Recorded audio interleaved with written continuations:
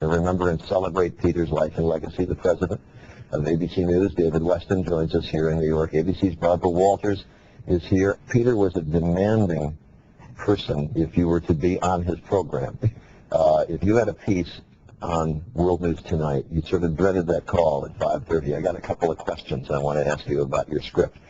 Tell me what it was like to be his boss. Well, it was equally demanding. I mean, I was technically his boss. I think he thought most of the time I worked for him, and most of the time he was totally right. But I would get those calls as well, not about my script, but about coverage that we were doing and what he thought. I mean, the thing about Peter, and we all know this, he brought such energy and such passion every day into the office. It was extraordinary. He always had something he wanted to pursue, and he had some thought about how we were doing. Sometimes it was good. Sometimes he didn't think we were doing so well, and he was not shy about sharing it. But he gave us such energy and such emphasis throughout the whole news division.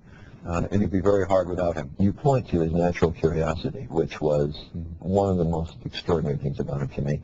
And I think one of the most amazing things about Peter as a person, I have not seen this in many people, he was both, as you say, incredibly curious, open to everything, wanted to hear everything, wanted to talk to everyone, open to everything, and at the same time, quite skeptical, quite cautious. As he took all this information in, he would always want to ask more questions. I remember as we were leading up to the preparation for the Iraq War in 2003, Peter and I would have various conversations, because Peter, frankly, was under some criticism for not being properly pro-American at the time.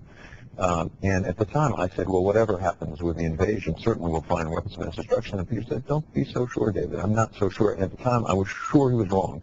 And now, looking back in retrospect, that skepticism really was much closer to the mark. Ted was talking about covering the 1964 Goldwater campaign with Peter, but two of you covered a lot of stories together as well. Well, I didn't come to ABC until 1976. I just want to say something watching when you began with the tears in your eyes. And people may wonder why we feel this way, because it is personal as well as professional.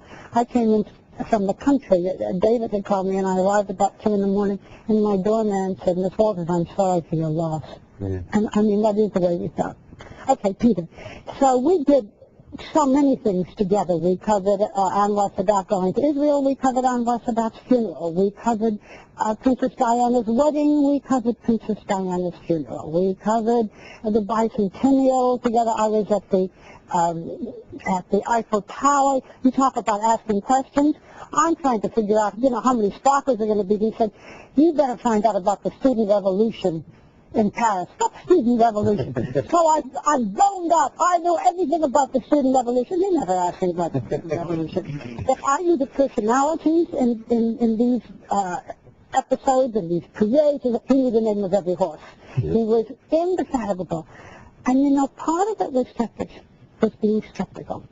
And a little part of it was insecurity. And that was something very, very vulnerable about Peter, very human about Peter, because when you saw him, you felt, he knew it all. Also, one more thing. I had never seen anyone, we're all pretty good at this, be able to ad-lib like Peter. And it was like poetry. I also was thinking while you were talking about the fact that he used to like to slide into the World News desk at the last possible minute in order to keep things real, the same way any of us who were getting ready to go on the air with him, just before you go on the air, as we all know, he'd say, are you going to wear that? Or as they're counting down, 5, 4, 3, 2, 1, he'd say, do you really want to start with what it says on this page? And then he'd say, good evening, I'm Peter Jennings. Did he also ask you questions that you never expected? Always, but to keep you on your toes. For other great news coverage, watch ABC News Now, available on AOL service.